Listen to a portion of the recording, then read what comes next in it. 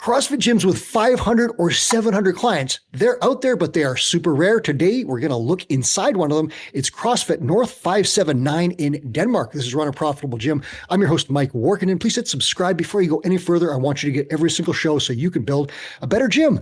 Our most recent top 10 leaderboard for client count ran from 363 to 741 clients.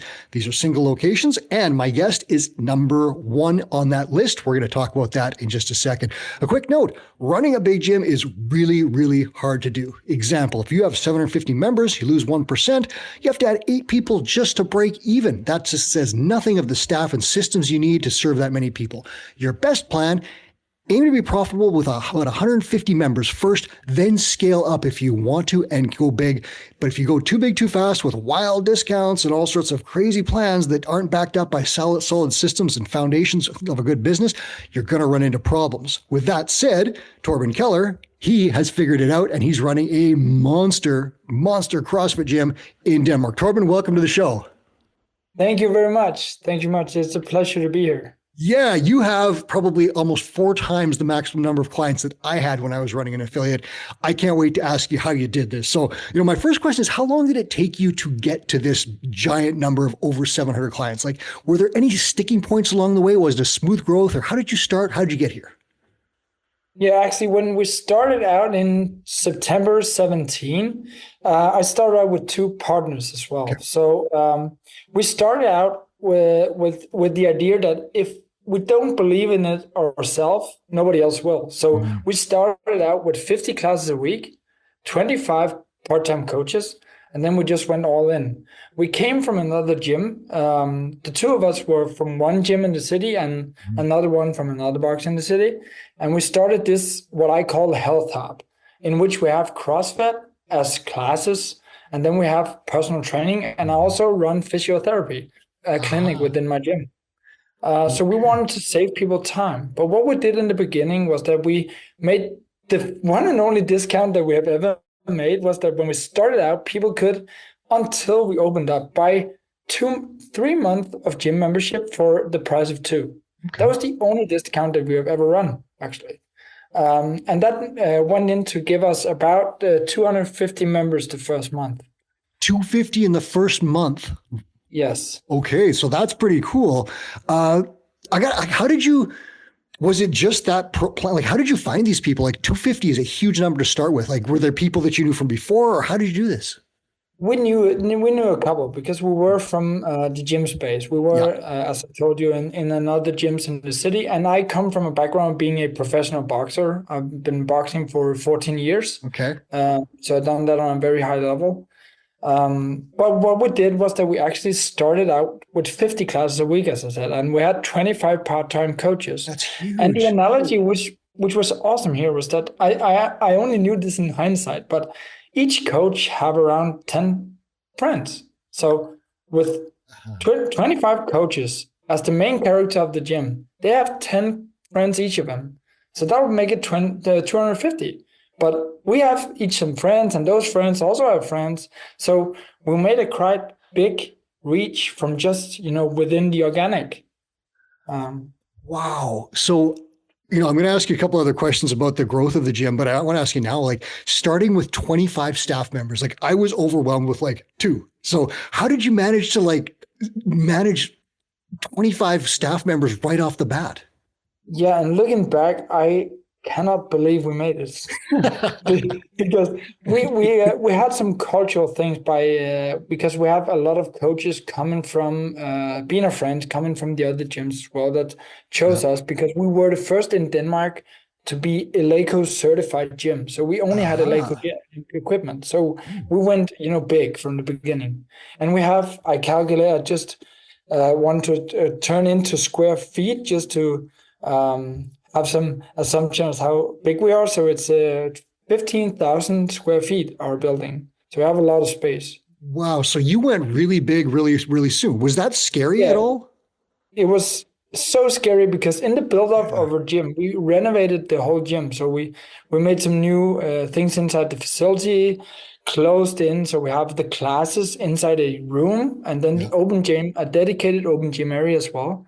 Okay. And we used about 2 million Danish kroners to put into the facility.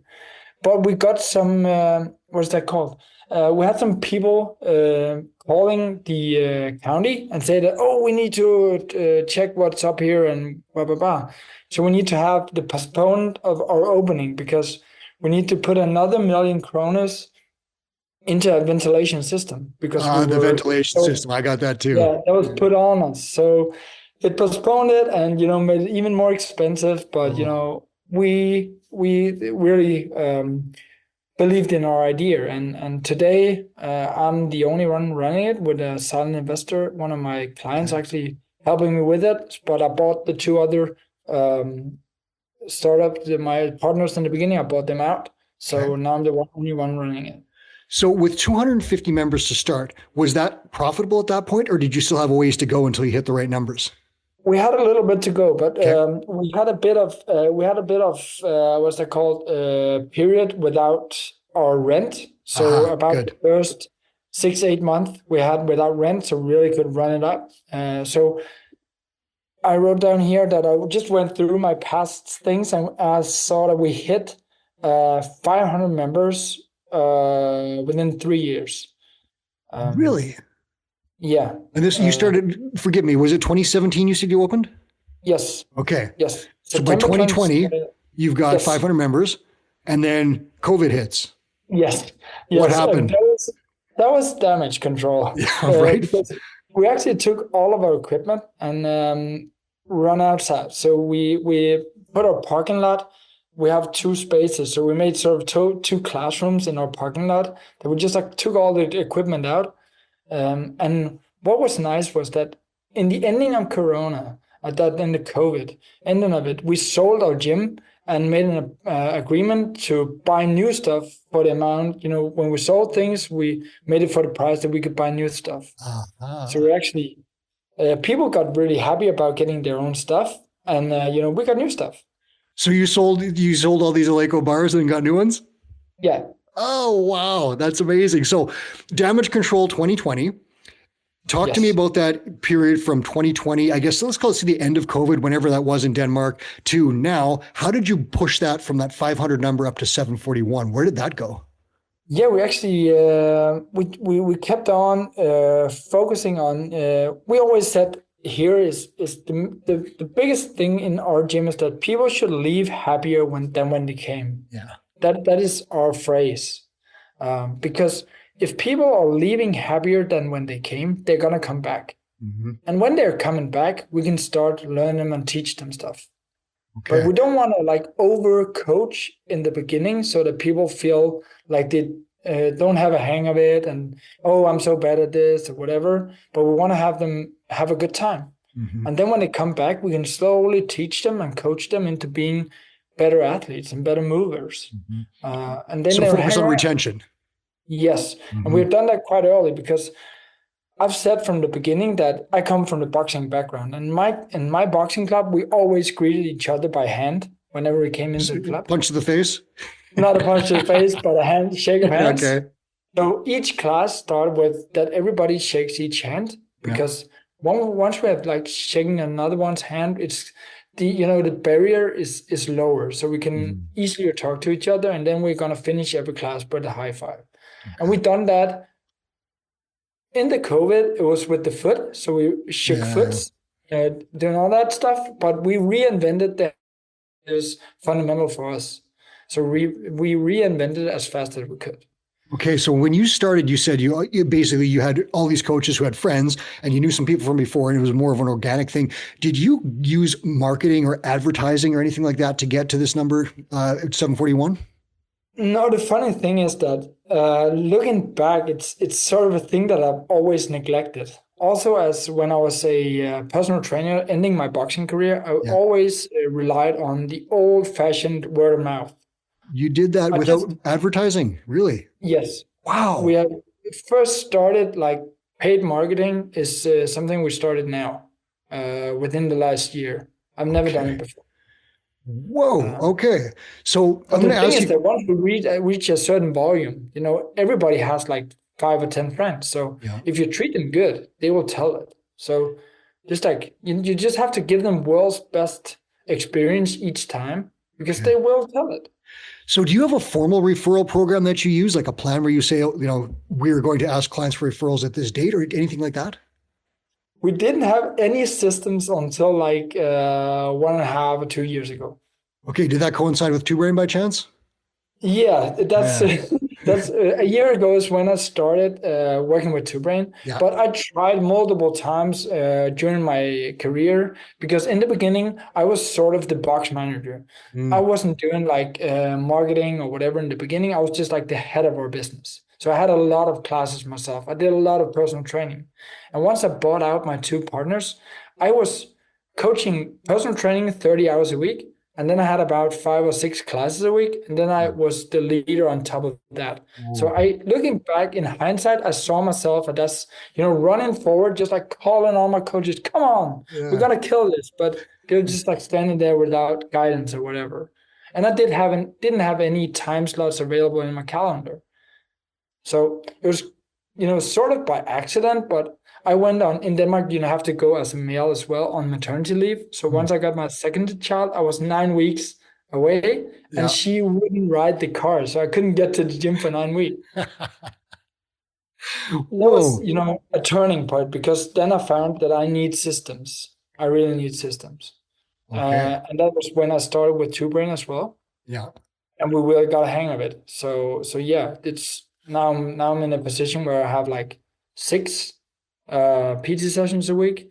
And that's all I have in my calendar now. So when you started with Two Brain, this you said it was about a year and a little bit ago? Yeah, a year ago. So what were some of the first things that your mentor helped you with? And I ask because you've got this giant pile of clients. Like that's obviously not the thing that you need. You have a whole pile. What did your mentor say to you to help make the business stronger? Yeah, that's a quite hard part because I think, implementing something from the beginning, it would be easier for me in my head than trying to force it on people already going, right? But Scott, I had in the beginning has helped me tremendously, sort of getting a hang on my system, understanding the business, understanding, very importantly, to know what to measure and what not to measure. So we need to measure things that we can actually use for stuff. We don't need to measure just to measure. So that was quite important because we didn't want to implement too many things. Does it ever feel like the business, like for me, when I reached, I think my biggest total was like something like 230 clients or something like that. For me, it felt like the business was out of control. You started with more than I had, and now you're like 3 times that plus. Does it ever feel like things are just like too big? In my head, yes. Yeah. Sometimes, sitting in the evening and saying, like, how do I understand what this coach is doing? Yeah. I can't because we have classes from 6 in the morning till 8 in the evening, 2 classes running at the same time and an open gym going and a lot of people. But the funny thing is that, trying to get everything to fit in a box, I think what we have been very good at here in my gym is that we have built a very, very strong culture. Because if I tell you on top of all this that we don't have, during our opening period from 5 in the morning to 11 in the evening, we don't have any locks on our doors, even though there's no staff. We don't have anybody stealing anything. Really? So we have a very, very strong culture. Wow. So is it as open, like people come in and do workouts on their own, or how does it, tell me about, like, I guess let's get into the model of your gym. Like, what are you selling? What do you do? You said you've got 15,000 square feet. Is that still correct? Yes. Okay. So tell me what you do and who you serve and how you do it. Let's give people the background of what your gym does. Yes. We have, as of for now, 70 classes per week. So we have 2 buildings actually with a parking lot in between. And the one building is our main classroom and our dedicated open gym area. Okay. In there's classes all day in the classroom and open gym is always open. And on the other building, we have our reception and we have our personal training, physiotherapy area and another classroom for that and a small kitchen for all the personnel, all the staff. And so in that second building, that's where you're running your group classes? Yeah, we're running group classes in both. So we're running 2 classes per hour. Yeah. in the classrooms, and then we always have the open gym, and then we have personal training and physiotherapy in a separate area. I see. So that's an interesting model.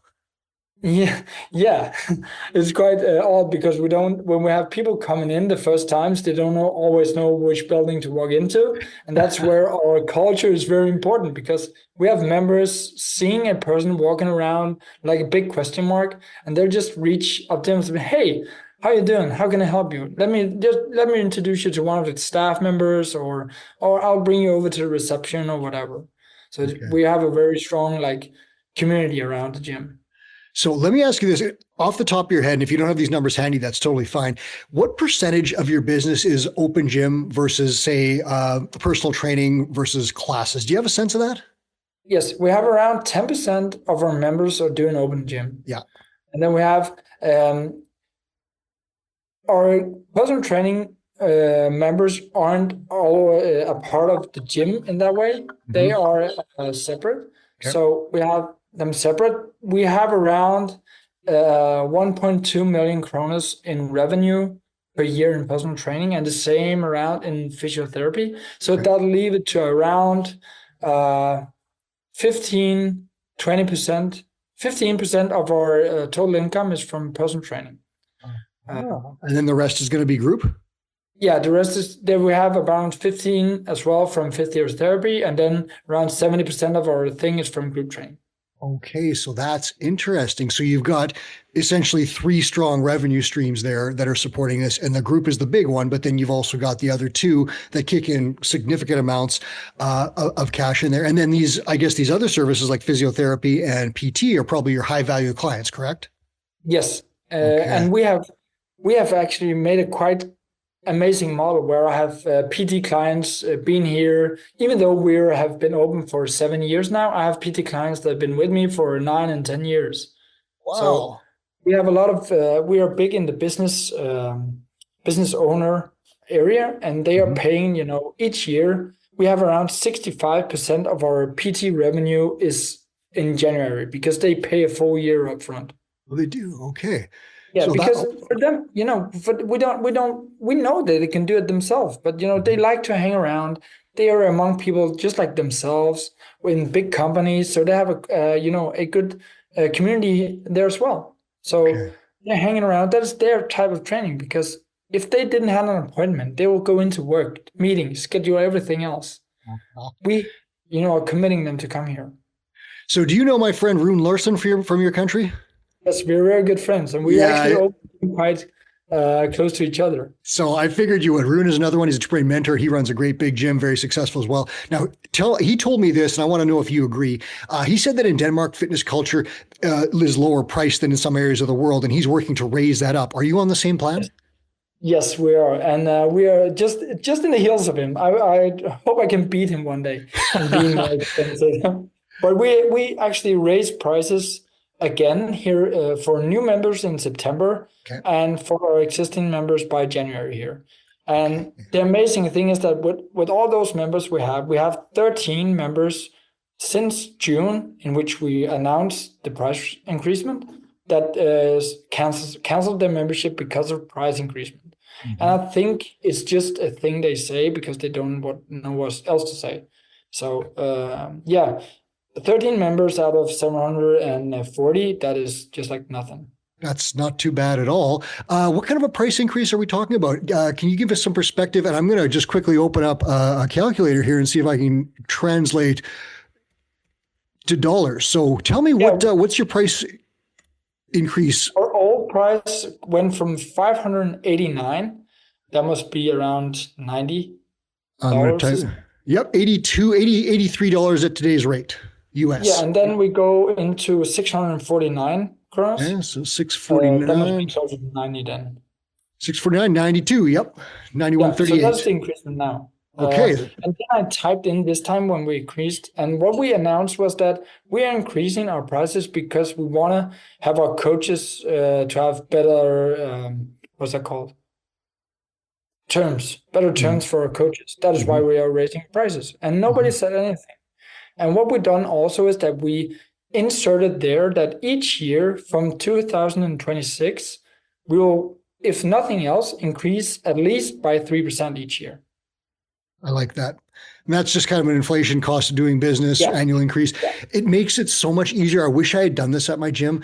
Sometimes you don't increase rates for like 4 or 5 years, and the longer that you wait, the more scary it is, and the bigger you have to go. And again, Two Brain Mentor will help you get through this, and we recommend not going over certain amounts. 15% is a good like maximum number. But if you wait, even that 15 or 10% sounds scary, but 3% a year. I get emails from every company that I work with that says your rates are going up by 3% every year. It's just, and you just kind of like, that's the way you go. So I love that. When did you start that, or is that starting this year? Yeah, it's we're starting the increasement raise from existing members is from January, and the annual raise will start in 26 because we are raising it from January now, and then from next year at least 3% because I think we're going to raise it faster and again more because as I started with Two Brain, because we didn't have the CSM before we started with Two Brain. So it's an amazing story. Emilia, which is my CSM, she was a member here. She worked as a personal shopper before, and she said, Torben, I quit my job. Can I work with you for free? Because I want to work here. I said, I think that I want to have a client success manager, but I cannot afford to onboard you and pay you at the same time. No, it doesn't care. I just want to work here. So she worked with me for free for 3 months. Huh.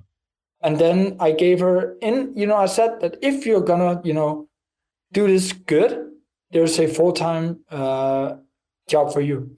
So after 3 months of just like killing it, she got a full-time contract. So now she's killing it. Client success manager is generally there to ensure members don't leave, making sure your clients are happy and they stay. I've talked to many gym owners who said this is the number one investment in your gym because this role pays for itself many times over. Torben, do you agree with that? Yes, definitely. How do you measure it? How do you measure her success? Yeah, we're measuring it by, first of all, how many appointments booked. Okay. Sales appointments, or is that goal reviews? Yeah. Goal reviews and NSIs. Okay. So no sweat intros and goal reviews. Okay. What we want is how many the show rate is very important because we want to see that we booked it because they could book it automatically, but how do we actually say that they show up for the appointment? But we have a very good rate, and we have a small rule for our CSM is that we will help people and not, if we can wait, we don't sell until the third meeting. Because we don't want our members to think that the goal review is a selling meeting. We don't want to think them that when they come here, we just want to sell them stuff. They should know that we want to help them. And of course, if they need our help, we're going to sell them a nutritionist or we'll sell them personal training or whatever. But until, we help them, we give them free, give them all the tools. But until they find out they need a coach, they need commitment, they need, the help from us. Of course, we'll help them. And it's so much easier. And she's very good at this. Have you read this book right here behind me? Have you read this one? Help First? No. But you're doing it though. So you've obviously learned the concept. Listeners, Help First is one of Chris Cooper's books. It teaches you exactly what Torben just talked about. You're helping and you're selling, but it's really just helping someone accomplish their goals. I'm going to put a link in the show notes so you can get that book because it is one of Chris Cooper's best. And Torben just laid it out. He hasn't read the book, but he's doing the concept in practice. And it works. And it's through that no sweat intro consultation or goal review sessions. What do you want to accomplish? Thank you. Here's the plan. Would you like to buy it? And it's pretty much that simple. So your client success manager, she has some sales responsibilities, but she also is doing retention. So what is she doing to talk to your current clients? And you said you want to make sure that they're happier as they leave. What is she doing to make sure that they're always happy and they're not canceling? Because like I said in the intro, 1% of your membership is like 8 people. And that's a huge number already. And it spins up fast. Yeah. We're slowly implementing the conversations and our goal reviews with our existing members. But we started out, when we introduced the CSM role, we started when our on-ramp clients, they were like forced to have this NSI first. Because in Denmark, it's not usual that you're going to have a conversation before you sign up for a gym. You just sign up online. So it's very new in Denmark in that terms. It's a very another way to do it. But, many come to us now that actually want coaching. So we get better members because the members signing up that want to have that conversation first is members that buy into the idea of being coached. So we don't get people that are like, let's say, a bit rude, have their head up their own ass and think they're so good that they don't need any coaching at all. Because the new members we get, even though I was a little afraid that we'll get only females because they're very, very much better at asking for help than males in general terms. But we actually have a very close to 50-50 in our membership and also in the new members because the males come in, they just like to be better. Yeah. And the females as well. They like the idea of being coached. So we get the right members by actually introducing this No Sweat Intro and the on-ramp course as well. So despite the fact that you have 750 members, you're not taking anyone and everyone. You are actually still trying to select the right people for your gym, and that's people who want coaching. Yeah, and from January, hopefully January, we'll start out that every member in our gym should come from a No Sweat Intro. So you have to get that No Sweat Intro before you start, because we actually have a quite good churn rate. We are at 3.5% at the moment. So that's a lot of people, but we have a lot of people coming in as well. But we want to, because we're actually reaching sort of a limit. We're trying to, from January, I removed the punch cards. We had a punch card until now, but I'm going to remove it because we don't know how many times a week they're going to show up. And the thing is that if you come here occasionally, you don't get any results. Right. And we want to have people getting results. So I don't want to have them book a spot on the class that my monthly paying members cannot book because they're there. So we were going to remove them from January. And then hopefully, I think by March, we'll be putting a limit on our membership. Okay, I'm going to ask about that in a sec. Do you do No Sweat Intros for your access-only clients who just do the open gym? Do you use that for them as well? We don't have we don't have open gym membership only. We only you have don't? No, we have an open gym that is dedicated, but we don't have a membership for only open gym. So it's an add-on to a group coaching membership? Yes. Oh, that's brilliant, because I made a mistake of having people do open gym, and they went crazy in the background and did really terrible things that kind of tore my gym apart. So you've got that just as an option in addition for group coaching membership. Yes. Okay, that's an important distinction. And we have a very good culture in our open gym. They are a big part of our.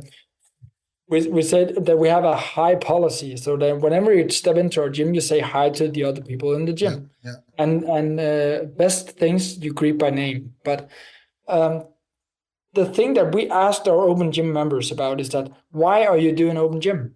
Is it because, one, we didn't want it because they didn't think that our coaches had the skill set to teach them stuff? Mm-hmm. That's one thing that we didn't want to, but that wasn't the case.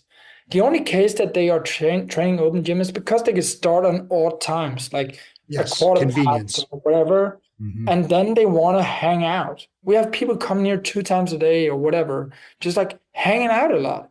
So they train a little, they talk a little, they train a little, but it's always a good environment and people feel like welcome here. They aren't intimidating over there and whatever. They are like very embracing and inclusive. So is the open gym access, is that an added on fee to a membership? Like could I buy I want to just come to group classes at your gym?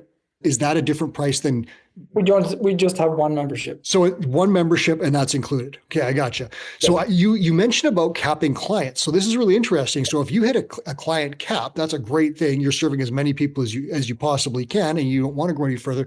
The idea then is to add more value so that you can charge more. And you said this, that you're trying to improve your coaches and you're trying to add way more skill and value to these people, and then you're going to charge for that, because there's a lot of people in our industry, they get more credentials and they become better coaches, but they never charge more for that, even though they're delivering better results and adding value. So talk to me a little bit about, what are you doing to make your coaches better so they provide more value that you can charge for? Yeah, I've had the amazing cooperation with my mentor Scott, and now I talk with him, and because we're going into this journey in which we want to implement our coach career roadmap more, and we have our coaches to see like the future of being a coach in my gym. I started working with Oscar Johed from Sweden, a very good man who has done this himself in the Scandinavian area as well. So what we've done is that we now worked on establishing a coach career roadmap, and I signed out just like today. I sent out to all my coaches that we're going to have a one-on-one meeting in January to talk with each of them to say, how has the past been here in CrossFit North? What do you want for the future? And where do you see your spot? You're like the best spot you can think of in CrossFit North. What do you want to do? And how can we actually guide you to go there? So I said that we want to have the phrase being, what is that called? Cinnamon, as a name that you align with CrossFit North should be world-class coaching. Okay. But that's what you're going to get here is like world-class coaching. So how do we get it to be at that level? So we made a coach evaluation. We have made with 14 points that we want to go. How many people do you greet by name, and how could we evaluate the coaches? So we want to go through this, and that should be quite objective. And we help Oscar help me doing it from their system with colors. Amazing system, and we try to make it in the beginning simpler. So we're looking forward to implement that fully. Okay, listeners, I'm going to put a link in the show notes to this exact system that Torben is talking about. Oscar and Carl Solberg have created this crazy coach ascension and evaluation model. Super detailed. It's got a whole level system. And Carl came on the show to talk to me about it. I'm going to put a link in the show notes so you guys can take a look at this exact thing. And you can simplify it. It could be as simple as your first step is I'm going to evaluate my coaches every 6 months and sit down with them, because a lot of gym owners don't do that. Torben, how many coaches do you have now, and how many are full-time versus part-time? Yeah, right now we have 6 full-time coaches, and which 2 of them is my full-time physiotherapist. And then we have 29 part-time coaches. Wow. So that is a staff of approaching 40 at this point. How do you manage them? Like, how do you do that? Yeah, I have a very good box manager, which is dedicated, and we're, doing good programming and try to put up like things, how to focus on this when we're programming, and have some things that we're trying to work on. And one thing is really important. As a box owner, I lately found out that it actually means something. I'm the owner, and when I say something, it's different than when my coaches say something. I learned that too late, but a very important thing is that you actually have free slots in your schedule to take talks with your coaches. In the beginning, I thought that I could just like run forward fast and let them follow me in my heels, but it doesn't work that way. You need to understand, as the owner, you have another level. You need to be available to your coaches. You need to be there to help them, reinforce, and pat them on the shoulder when they're doing a good job. We have a feedback system for our members. Once they've been on a class, they can provide feedback for the class they just went on. And we want to share these with our coaches that, oh, you did a great job here. Yeah, this guy just said that you went there and helped him with his individual needs, and prescribed the right model and scaled the right exercise for him and whatever. They need to hear that. You need to have time to actually do this. And even better, just like talk to them in person, pat them on the shoulder. That's really important. Wow. So so you're a CEO role, and you've got to lead, close to 40 people now, and you've got 750 people like this. It's intimidating when you think about it. Like, you're doing what, like back in the day, Chris Cooper and I've talked about this so often. Everybody said, oh, I want to open a CrossFit gym and I want to have 300, 400 members.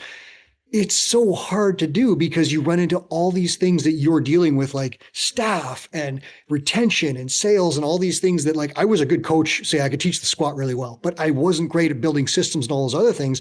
Was this like a major, like, just brain shake for you to go from being like, a great coach into like this massive CEO role? How did you do that? Oh, it was so hard. Looking back in the history, I tried this multiple times actually, because I knew I need to hire people to do stuff that I do as well, but to free myself. But it was so hard when I was just like filled up myself. Yep. So I tried it multiple times, and we lost a lot of money 2 years ago. When I tried to do this, we lost a lot of money. 500,000 Danish kroner, that's about $100,000 US. We lost at the end of the year. So I had to do, urgency stuff. But we just like, since that, when I took on the, the responsibility of actually being this, now you have to take on some responsibility, Torben. I need to learn this stuff. What did you do wrong? I hired people and didn't onboard them and wasn't a leader and I wasn't available. So I hired them, talked about, hey, you can coach people and you could do stuff and then you can, and find some clients and whatever. And it's see ya. And then I just like coached these 30 hours a week, had classes. And they was just like sitting there and didn't know what to do because I thought what I knew from 10 years experience was general knowledge. Right. And it wasn't. Of course it wasn't. But they aren't entrepreneurs as I am. So they didn't invent stuff on the running because they are very good people, but they aren't the entrepreneur. Okay. And so then your evolution at that point is you start coaching less, CEOing more, putting a coach ascension model in place, doing these career meetings and trying to tell people, here's how we do it. We're given a world-class client experience. People are smiling on the way out the door. You're using the name and all these little details. And you're using this to build up your coaches so they make careers and you create this amazing business that you can then charge for. So like, this is a huge deal from like Torben's teaching 30 classes a week to now you're creating this entire model of ascension for coaches that allows you to charge more. Like, that's just mind blowing to me.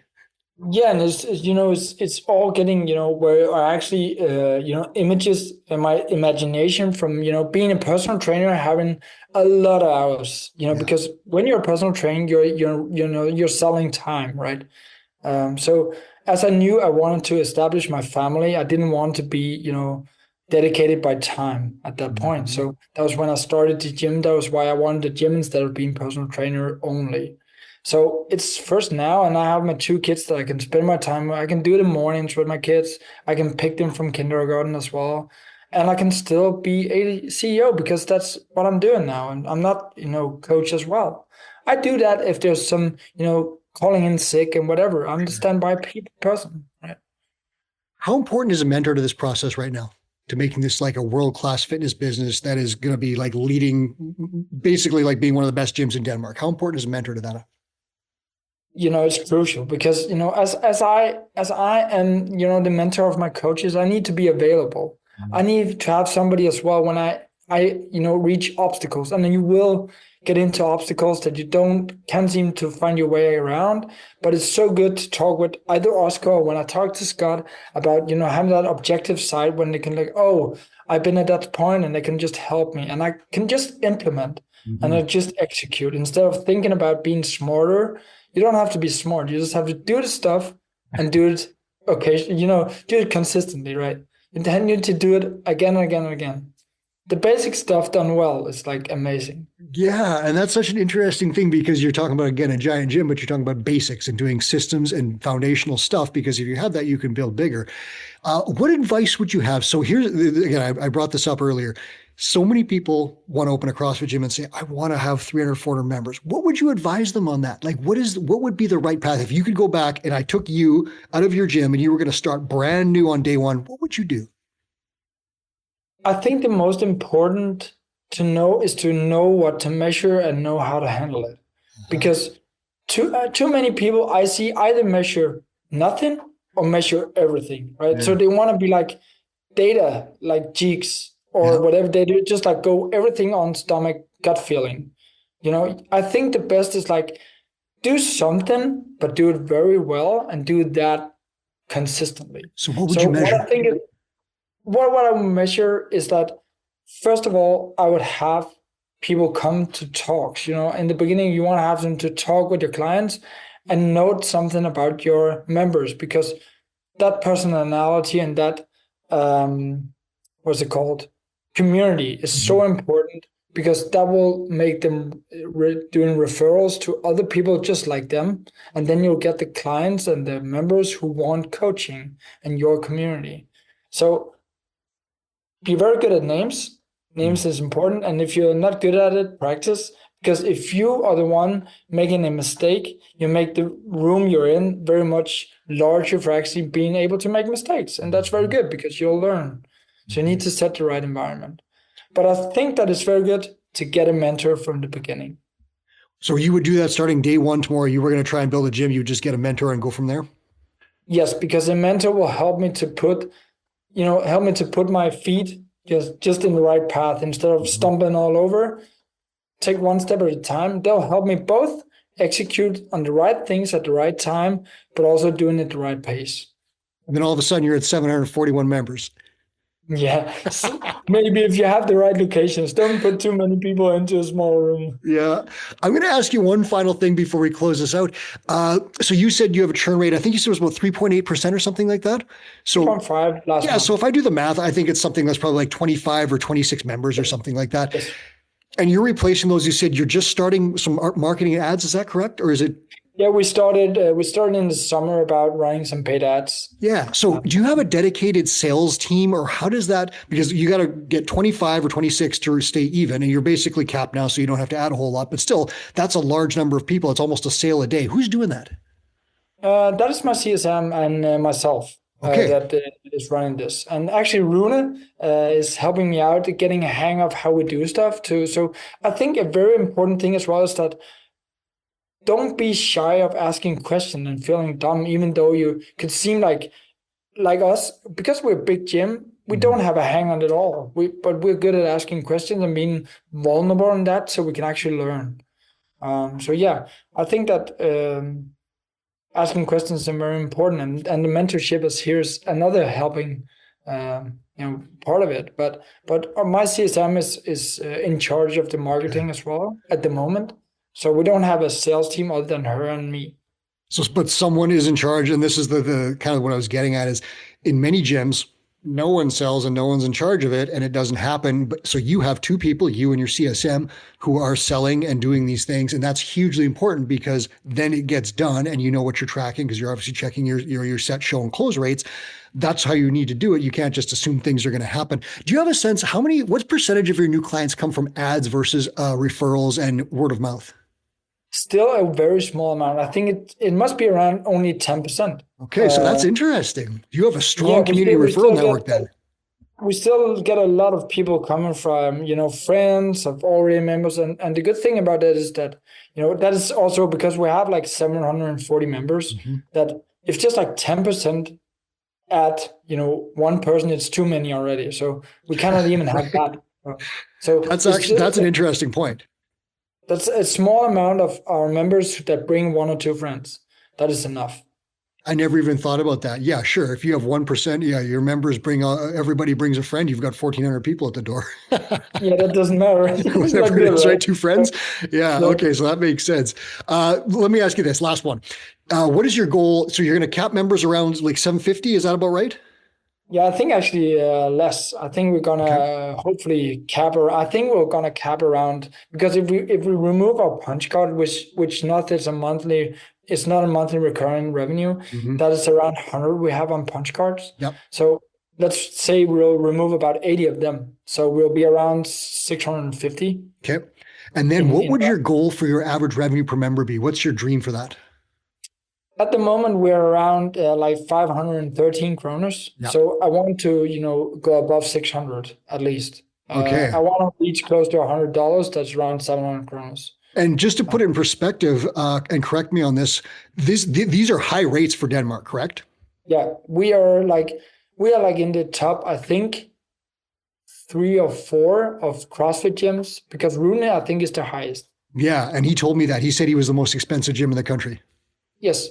Yeah. And I have an idea of that I want to beat him. I'm in the back of his hero at the moment, but I want to beat him. I love it. But what this is doing is you are raising the entire industry in Denmark and helping an entire country get fitter and charging what you're worth for doing so. I'm going to have both of you guys back on a show at some point. We'll square off and see who can do it. We'll go metric by metric, and we'll have a boxing match. You in for that? Yeah, I'm up. Torben, thank you so much for sharing your time with me. I can't wait to hear where your gym goes in the next little bit. Thank you so much for being here. Thank you for having me. That was Torben Keller, and this is Run a Profitable Gym. We talk to the best gym owners in the world all the time. Please hit subscribe so you don't miss a single one, because they literally pull back the curtains and show you exactly how they do what they're doing. And I want you to get that info. Please subscribe for more shows.